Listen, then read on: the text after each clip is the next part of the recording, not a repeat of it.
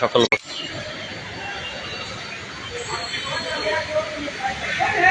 কেরা পোস্ট করছে ওবায়দুল হক। ওর মতো ব্যাখ্যাই করা উচিত, ওর মতো সবাই পোস্ট করা উচিত। সকল প্রশংসা মহান আল্লাহ রাব্বুল আলামিনের জন্য, যিনি আমাদেরকে সৃষ্টির শ্রেষ্ঠ সেরা জীব আশরাফুল মাখলুকাত হিসেবে সৃষ্টি করেছেন।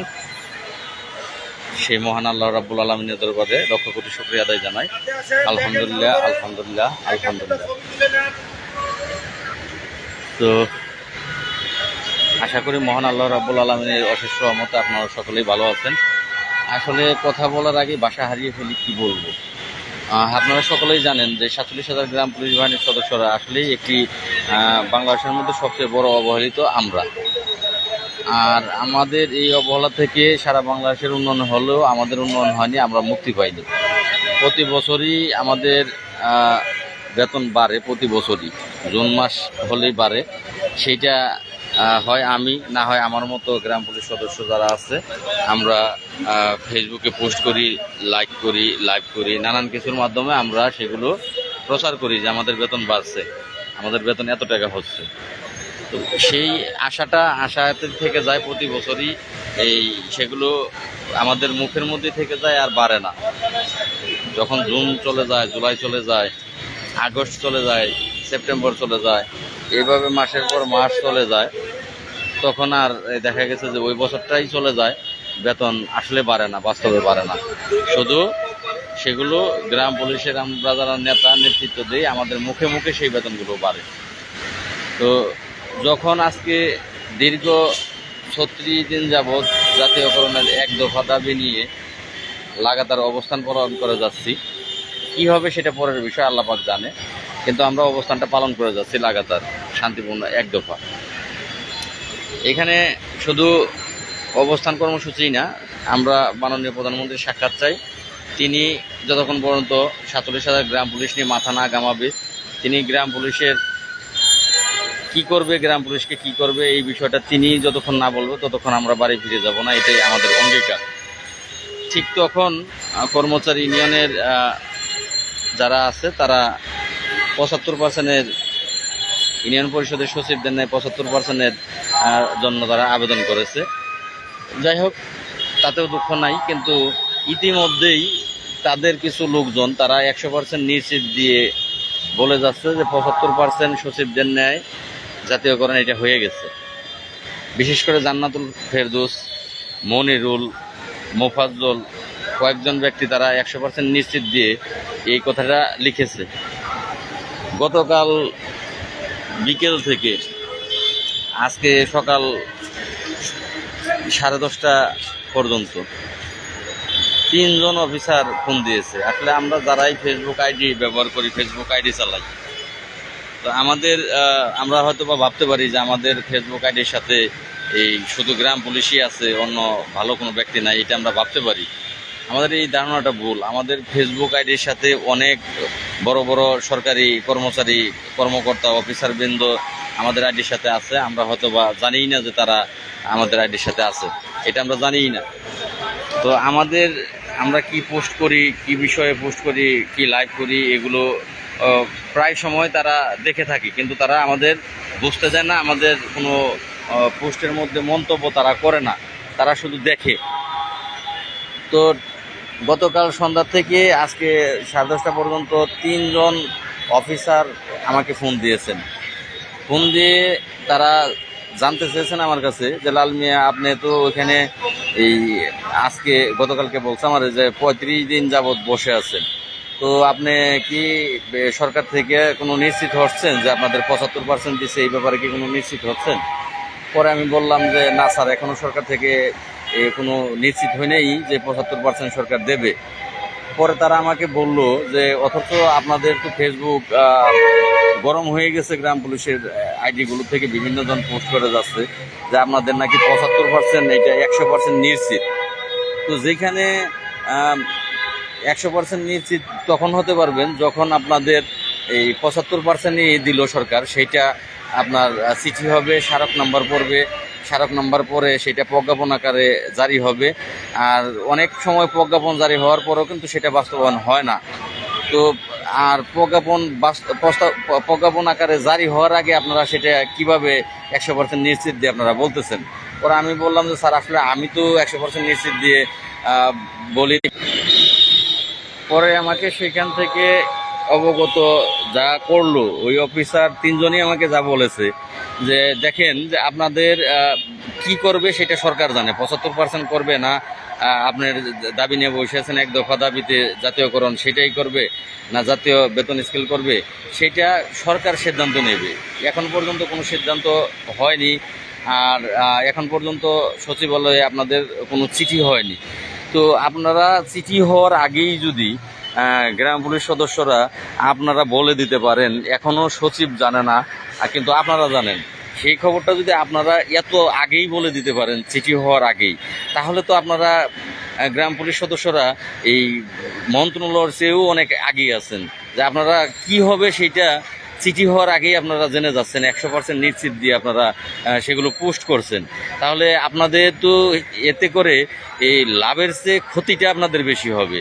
কারণ স্মারক পড়ার আগে আপনি কখনোই বলতে পারেন না, এই 100% বলতে পারেন না স্মারক নাম্বার পড়ার আগে। তো আপনাদের কোনো চিঠি এখন পর্যন্ত তো হয়নি, স্মারক নাম্বার পড়েনি।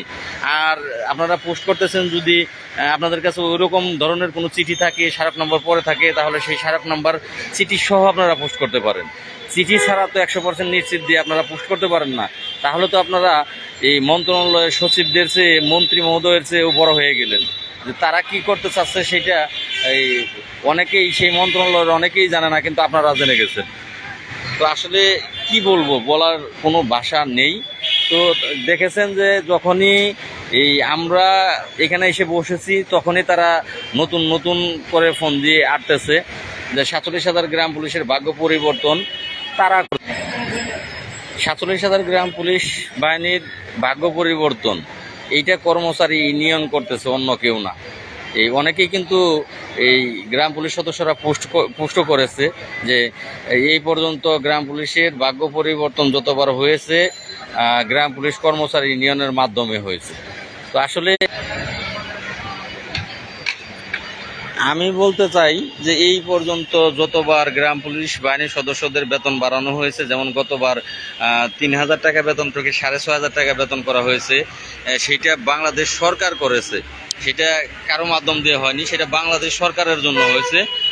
আমি এইটা বলতে চাই যে বাংলাদেশ সরকার চেয়েছিল 2018-19 অর্থ বছরে যে গ্রাম পুলিশের বেতন কম, আর সেই বেতনটা সামঞ্জস্যপূর্ণ একটা বেতন করা উচিত, প্রয়োজন। সেই জন্য মাননীয় সরকার মহোদয় তিনি গ্রাম পুলিশের ভাগ্যের একটু পরিবর্তন ঘটিয়েছিলেন 2018-19 অর্থ বছরে। আর কর্মচারী ইউনিয়নের কিছু লোক আছে যারা পোস্ট করেন, এখনও পোস্ট করেন যে এ যাবৎ পর্যন্ত গ্রাম পুলিশের যত ভাগ্য পরিবর্তন করা হয়েছে কর্মচারী ইউনিয়ন করেছে। তা যদি করেই থাকেন তাহলে ভাই, কর্মচারী ইউনিয়ন যদি এত ক্ষমতার অধিকারী হয়েই থাকেন যে ভাগ্য পরিবর্তন করতে পারেন 47,000 গ্রাম পুলিশ বাহিনীর সদস্যদের, তাহলে তো আপনাদের পায়ে ধরবো, আপনাদের অনুরোধ করব, আমি লাল মিয়া আপনাদের পায়ে ধরবো যে ভাই গ্রাম পুলিশের জাতীয়করণটা করে দেন বা জাতীয় বেতন স্কেলটা করে দেন। গ্রাম পুলিশ যেন দুবেলা দুমুঠো ডাল ভাত খেয়ে বাঁচতে পারে সেটা আপনারা একটু করে দেন, আমি আপনাদের পায়ে ধরে বলবো। কারণ এত ক্ষমতা যদি আপনাদের থেকেই থাকে তাহলে তো কিছু লাগে না। গতকাল আমাকে কিন্তু সেই 3 জন অফিসার, আজকে একজন, গতকালকে 2 জন, এই মোট 3 জন, আজকে সকাল 10:30 পর্যন্ত 3 জন অফিসারের লোক আমার কথা হয়েছে। তারা আমাকে বলেছে যে আপনারা একটা দল আপনারা আছেন, আপনি লাল মিয়া, সেটা জাতীয়করণের এক দফা দাবি নিয়ে জাতীয় প্রেস ক্লাবের সামনে আজকে 35 দিন যাবৎ আপনি অপেক্ষা করতেছেন, বসে আছেন, কষ্ট করতেছেন, প্রচণ্ড রোদ বৃষ্টি ঝড় সেগুলোর মধ্য দিয়ে যাচ্ছেন। আর আরেকদিকে আপনাদের কর্মচারী ইউনিয়ন 75%-এর একটি আবেদন সচিবদের নেয় ইউনিয়ন পরিষদে, সেটা মন্ত্রণালয়ে জমা দিয়েছে। আবেদন মাত্র জমা দিয়েছে, সেইটা আবেদন কিন্তু গ্রহণ করে সেটা মাইনে নিয়েছে এমন কোনো চিঠি এখন পর্যন্ত হয় নাই। যে আবেদনটা করছে সেই আবেদনটা মাইনে নিয়েছে, সেটা দিছে। তো এই এতটাই অ্যাডভান্স গ্রাম পুলিশ বাহিনীর ভাগ্যের কতটা পরিবর্তন ঘটাতে পারে, এটা আপনাদের কাছে প্রশ্ন। তো যাই হোক, আপনারা সবই বোঝেন, আপনারা সবই জানেন যে আসলে এগুলো কিচ্ছু না। এগুলো তারা আমাকে থামানোর জন্য বিভিন্ন কায়দা কৌশল করতেছে। তারা জানে যে এই মুহূর্তে যদি গ্রাম পুলিশের ভাগ্য পরিবর্তন হয়ে গেছে এটা নিশ্চিত করে। গ্রাম পুলিশ তো একটু অলস প্রকৃতির, তারা কষ্ট করতে চায় না, তাহলে তারা ডাকা যাবে না, তারা বাড়ি বসে থাকবে। যে যাই হোক 75% যদি হয়ে থাকে, জান্নাতুল ফেরদৌস কিন্তু পোস্টে বেতন সহ উল্লেখ করেছেন, দফাদারদের 15,000 টাকা, মহল্লাদারদের 12,000 টাকা। তাহলে যারা বৃদ্ধ গ্রাম পুলিশ আছে বা অনেকেই, ইমামুলের মতো গ্রাম পুলিশ ইমামুল, সেও কিন্তু পোস্ট করেছেন আলহামদুলিল্লাহ খুশি হইলাম, গ্রাম পুলিশের ভাগ্য পরিবর্তন হয়েছে, খুশি হইলাম। তাহলে ইমামুলের মতো ইয়াং জেনারেশন গ্রাম পুলিশ সেও খুশি হয়ে গেছে, 12,000 টাকা বেতন শুনে সেও খুশি হয়ে গেছে। অনেকেই পোস্ট করতেছেন, তারা খুশি হয়ে গেছেন। অনেকেরই ধারণা যে 12,000 টাকা যদি কষ্ট না করে ঘরে বসে পাই, তাইলে তো আর কিছু লাগে না, আপাতত চলতে পারবে। আর যারা বৃদ্ধ আছে তারা তো মহা খুশি যে 12,000 টাকা বেতন হইলে এখন 6,000 টাকা বেতন পাই, তা দিয়ে কোনো রকম চলতে পারি। যদি 12,000 টাকা বেতন পাই তাহলে খুব ভালো চলতে পারবো। আবার 600 টাকা যাতায়াত ভাতা আছে, 12,600, সব মিলিয়ে তাহলে আর লাগবে না, তাহলে ঢাকা আর যাব না। তো যারাও ঢাকা আসতে চাবে তারা ঢাকা আসবে না, এমন লোক সংখ্যা অনেক আছে। কারণ এই 36 দিনেই যখন এখানে লোকজন তেমন আসেনি, আমরা ছাড়া কেউ আসেনি। কর্মচারী ইউনিয়ন এইটাও তাদের জন্য একটা প্লাস পয়েন্ট। তারা ভাবতেছে যে যদি জাতীয়করণের চিন্তা সবার মাথায় থাকতো, এই লোকজন ভাই অন্য জাতের লোকজন পারলে এটা শক্ত। আইসক্রিম বিক্রেতা তিনি জিজ্ঞেস করতেছে যে উস্তাদ লোকজন আপনার বাড়া না কেন? লোকজন বাড়লেই এটা শক্ত হয় আর সহজ হয়, দাবি আদায় সহজ হয়। তিনি প্রতিদিনই এখানে আইসক্রিম বিক্রি করে। দেখানোর চেষ্টা করবো আপনাদেরকে। ওই যে আইসক্রিম বিক্রেতা, উনি ওই যে ঝালমুড়ি বিক্রেতা, সেও বলে যে ভাই একমাত্র গ্রাম পুলিশের দেখলাম যে আপনার এই এতদিন এখানে থাকতে হইল। উনিও এই কথাটা বলে যে এতদিন কারোরই এখানে থাকতে হয় না, যারা এখানে আন্দোলন করে তারা 10-15 দিনের মধ্যেই সাকসেস হয়ে বাড়ি ফিরে যায়। 15 দিন 20 দিনের বেশি কাউকে এখানে ওনারা থাকতে দেখেনি। এই ঝালমুড়ি বিক্রেতা উনিও বলে, তারপরে আইসক্রিম বিক্রি করে উনিও বলে, আবার ওইখানে একজন আছে শরবত বিক্রি করে। তো এদের সাথে আমাদের কথা হয়, এরা দুঃখ প্রকাশ করে, আমাদের দেখে দুঃখ প্রকাশ করে যে আসলে ভাই আপনারা অনেক কষ্ট করতেছেন। অনেকেই এখান দিয়ে প্রতিদিনই এই অফিসে যায় ডিউটি করতে, আমাদেরকে প্রতিদিনই তারা দেখে। তারা এখানে এখন দাঁড়িয়ে আমাদের সাথে কথা বললে যে ভাই অনেক কষ্ট আপনারা করতেছেন, আপনাদের বেতন 6,500 টাকা, এটা আসলেই অমানবিক, এটা মানার মতো না, আপনারা অনেক কষ্ট করতেছেন, আর একটু কষ্ট করেন, আপনারা একটু জোরালোভাবে এখানে দাবি দেওয়ার জন্য বসেন, হয়ে যাবে। ওনারা আমাদেরকে বলে যে আপনাদের জন্য আমাদের কষ্ট হয় ভাই, এই যে এতটা রোদ আবার বৃষ্টি, প্রত্যেকটা জিনিসই ফেস করে, রোদ বৃষ্টি ফেস করে এখানে আপনারা বসে আছেন জাতীয়করণের দাবিতে। মানুষ ঘর থেকে বের হইতে সাহস পান, আর আপনারা 47,000 গ্রাম পুলিশের জাতীয়করণের দাবিতে মাত্র কয়জন বসে আছেন, অনেক কষ্ট করতেছেন। ওনারা আমাদের জন্য দুঃখ প্রকাশ করে, কষ্ট প্রকাশ করে। দুঃখ লাগে যে গ্রাম পুলিশের কিছু সদস্য আছে, তারা আমাদেরকে নিয়ে হাসাহাসি করে, কটূক্তি করে, আমাদের নিয়ে বাজে মন্তব্য করে, বাজে পোস্ট করে। তো আসলে 47,000 গ্রাম পুলিশের জাতীয়করণের জন্যই তো এখানে বসে আছি, নাকি? হোক বা না হোক, কর্মচারী ইউনিয়ন প্রতি বছরই তো এই আবেদন দেয়, হয়তো না, তাতে কি হয়েছে, তারা আবেদন দেয়, ঠিক আছে।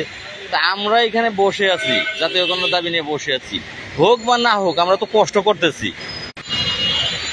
তো সাধারণ মানুষ, সাধারণ পাবলিক, তারা আমাদের দেখে দুঃখ প্রকাশ করে, কষ্ট প্রকাশ করে যে আপনারা অনেক কষ্ট করতেছেন। আর আমাদের গ্রাম পুলিশ বাহিনীর সদস্য, তারা আমাদেরকে নিয়ে বিভিন্ন আজে বাজে মন্তব্য করেন, পোস্ট করেন। তাহলে কি বলবো বলেন, কি ভাষা বলার আছে, কি বলার আছে?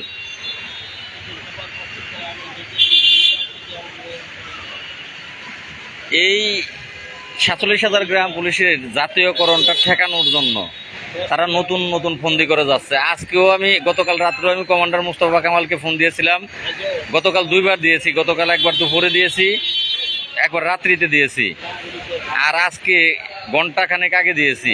তাকে অনুরোধ করেছি, তাকে ওই কি বলে ফের দিয়েছি, সেটাও আপনারা দেখেছেন। আর তাকে অনুরোধ করেছি, তাকে আপনারা সকলে ফোন দিয়ে দেখেন, তাকে অনুরোধ করেছি যে আসলে তোমরা 75% আবেদন করছো, ভালো কথা। আমরা এখানে জাতীয়করণের দাবি নিয়ে বসে আছি। তোমরা এইখানে এইটাকে শক্তিশালী করো। শক্তিশালী করলে সরকার যেটাই দিক, তোমার 75%ই দিক আর জাতীয়করণই দিক, সেইটা তখন তাড়াতাড়ি দিয়ে দেবে। প্রতি বছরই তো সরকার দেয়, পরে লাস্টে দেখা যায় যে কিছুই হচ্ছে না। জুন জুলাই পার হইলে দেখা যায় যে কিছুই হচ্ছে না, বাস্তবে কিছুই পাই না। আমরা প্রতি বছরই আমরা জুন মাসে জানতে পারি যে পাচ্ছি, আমরা ভালো কিছু পাচ্ছি, কিন্তু জুলাই আগস্ট সেপ্টেম্বরে দেখা যায় যে আমাদের যা কপালে আছে তাই আছে, বাড়ে নাই। কমান্ডার মুস্তফা কামালকে আমি বুঝালাম যে এখানে যদি জোরালোভাবে তোমরা সকলে মিলে এখানে বসে যাও, যেটাই দেখ তোমাদের 75% দেখ, 70% দেখ, 80% দেখ, জাতীয়করণ দেখ, বেতন স্কেল দেখ, সেইটা কিন্তু নগদে হয়ে যাবে। সেটার আশ্বাসে থাকবে না, সেটা একেবারে বাস্তবে রূপান্তরিত হবে। এটা তাকে বুঝিয়েছি, তিনি বলেছে তিনি আসবে, কিন্তু আসলে বাস্তবে কি করবে আমি জানি না। কারণ তার যে লোকজন, তার লোকজনেরা প্রতিনিয়ত চেষ্টা করে যাচ্ছে যে এইখানে যাতে লোকজন না আসে, আমি যেন বসে না থাকি, আমি যেন চলে যাই। কারণ আসলে এখানে লোকজন না আসলে কষ্টকর, সাকসেস হওয়া কষ্টকর। লোকজন আসলে তাড়াতাড়ি সাকসেস হওয়া যাবে, লোকজন না আসলে কষ্টকর। তো এই যে বিভ্রান্তি তারা লাগাতার করে যাচ্ছে, তারা এই মুহূর্তে পোস্ট করতেছে তাদের লোকজন দিয়ে, 75% হয়ে গেছে। আর বেশিরভাগ গ্রাম পুলিশই তারা কষ্ট করতে চায় না, তারা ঘরে বসে বসেই যা সরকার বাড়াবে, যা সরকার করবে সেটা নিয়েই তারা সন্তুষ্ট, বেশিরভাগ গ্রাম পুলিশ সদস্যরা।